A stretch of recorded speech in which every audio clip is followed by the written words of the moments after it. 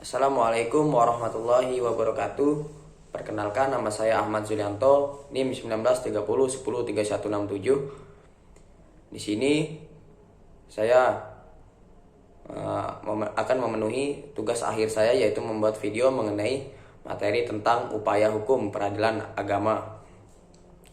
Untuk memenuhi tugas akhir yang telah diberikan oleh Bapak Fikri Oslami selaku dosen pembimbing saya.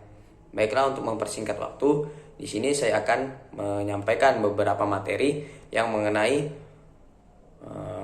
produk peradilan agama. Peradilan agama pada awalnya diatur dengan beberapa peraturan perundang-undangan yang tersebar di berbagai peraturan. Kemudian baru pada tahun 1989 peradilan agama diatur dalam satu perundang-undangan, yaitu Undang-Undang Nomor 7 Tahun 1989 mengenai tentang peradilan agama, dan kemudian telah dirubah sebanyak 2 kali. Dengan adanya perubahan tersebut, maka peradilan agama mengalami pula perubahan tentang produk hukum di pengadilan pada lingkungan peradilan agama. Kemudian mengenai produk hukum peradilan agama, di sini ada beberapa macam ataupun macam-macam produk peradilan agama. Langsung saja kita ke penjelasan produk pengadilan agama. Yang pertama yaitu putusan. Pengertian suatu putusan biasa disebut dengan vonis.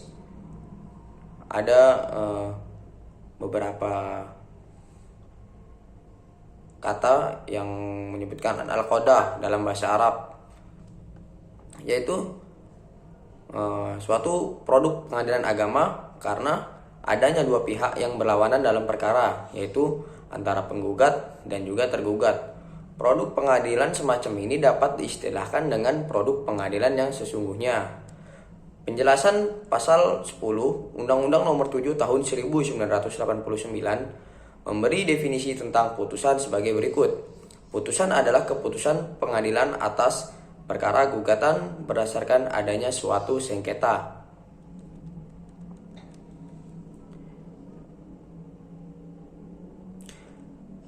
Kemudian gugatan berdasarkan suatu sengketa.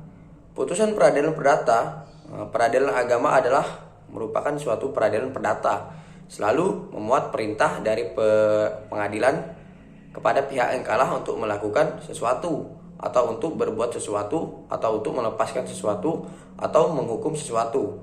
Jadi, diktum vonis selalu memiliki salah satu di antara dua sifat. Yang pertama yaitu kondemnatoir, yang artinya itu menghukum. Kemudian konstitutoir, yang artinya itu menciptakan. Perintah dari pengadilan ini jika tidak diturut dengan sukarela dapat diperintahkan untuk dilaksanakan secara paksa, bisa disebut dengan eksekusi. Kemudian putusan pun memiliki beberapa macam.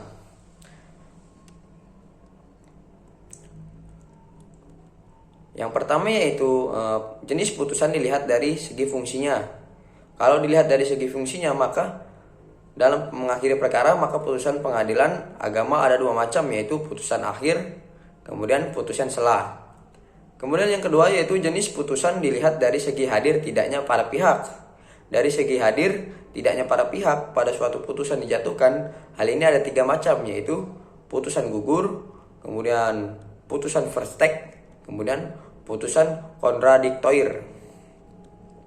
Kemudian yang ketiga yaitu ada jenis putusan dilihat dari sifatnya. Menurut sifatnya, putusan dibagi menjadi 3 macam. Yang pertama yaitu putusan deklaratoir, yang artinya itu putusan yang menyatakan atau menerangkan keadaan atau status hukum. Kemudian putusan konstitutif, yaitu putusan yang meniadakan suatu hukum dan menimbulkan suatu keadaan hukum yang baru. Kemudian yang ketiga yaitu ada putusan kondemnatoir, yaitu putusan yang bersifat menghukum kepada salah satu pihak. Misalnya menghukum tergugat untuk menyerahkan tanah dan bangunan untuk dibagi waris. Kemudian dari macam-macam produk hukum ini ada satu lagi, yaitu mengenai penetapan.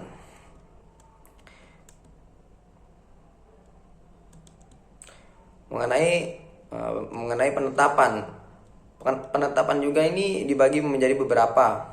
Kita lihat terlebih dahulu kepada arti dari penetapan. Penetapan itu disebut al-isbat dalam bahasa Arabnya, yaitu pernyataan hakim yang dituangkan dalam bentuk tertulis dan diucapkan oleh hakim dalam sidang terbuka dalam bentuk umum.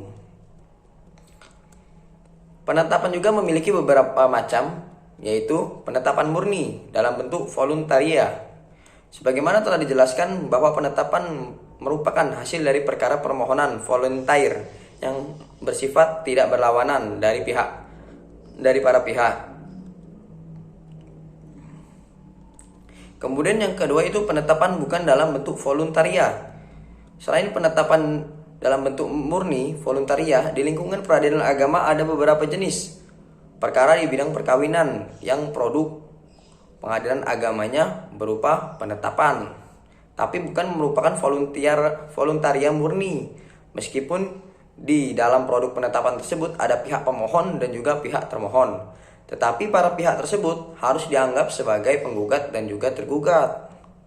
Kemudian ada bentuk dan isi penetapan.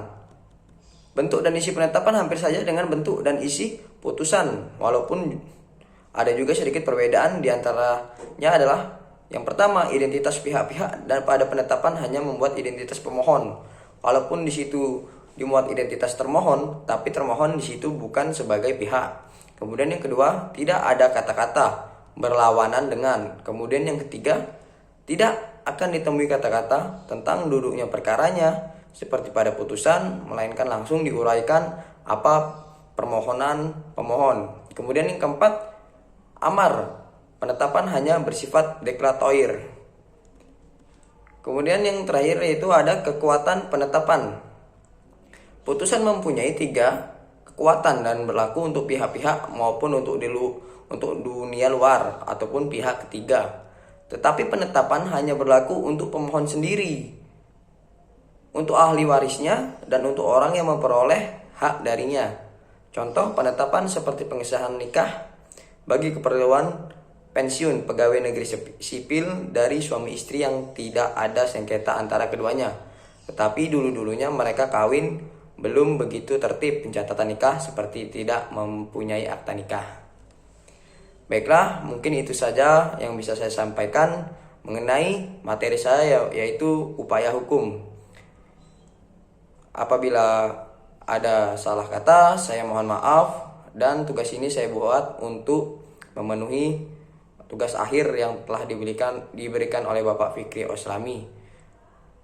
Akhir kata, saya akhiri. Wabillahi taufiq wal hidayah. Wassalamualaikum warahmatullahi wabarakatuh.